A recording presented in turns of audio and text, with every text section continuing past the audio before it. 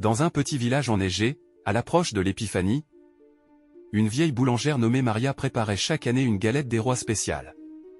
La rumeur courait qu'elle glissait une petite étoile dorée au cœur de la galette, et que celui ou celle qui la trouvait pouvait faire un vœu qui se réaliserait. Mais Maria, discrète, ne confirmait jamais ces histoires. Léon, un garçon curieux et rêveur, observait souvent la boulangerie de Maria à travers la vitre.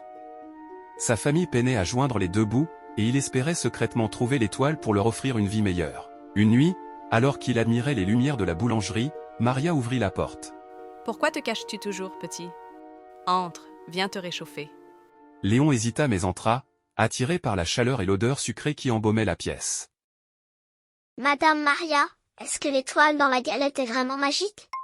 Maria sourit légèrement, mais ses yeux brillèrent d'une lueur mystérieuse. Magique?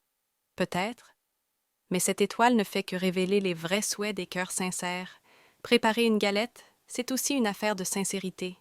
Veux-tu m'aider à en faire une? Léon enfila un tablier, et tous deux se mirent au travail. Maria mélangeait la pâte avec soin, tandis que Léon ajoutait les amandes pour la frangipane.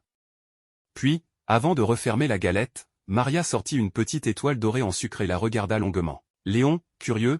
Pourquoi une étoile? Pourquoi pas une fève comme tout le monde?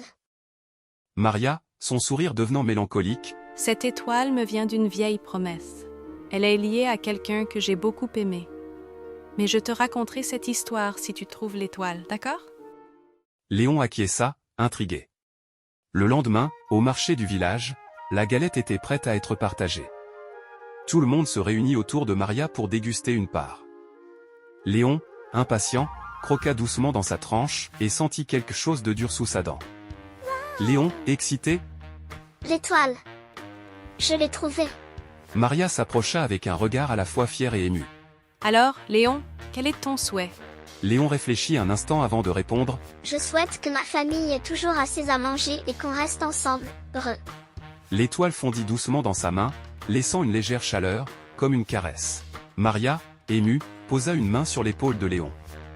Viens, il est temps que je te parle de la lettre M. Elle l'emmena dans l'arrière-boutique, où trônait une vieille boîte en bois ornée de cette même lettre.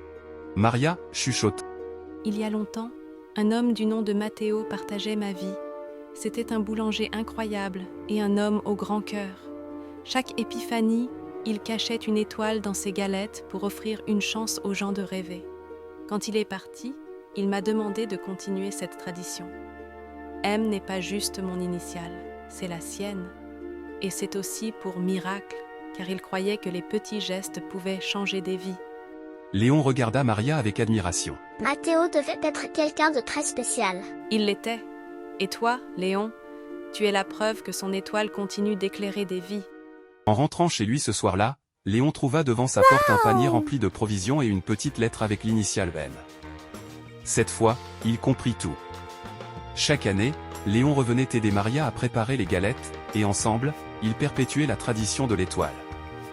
Matteo continuait de vivre à travers leurs gestes, et dans le cœur de tout un village.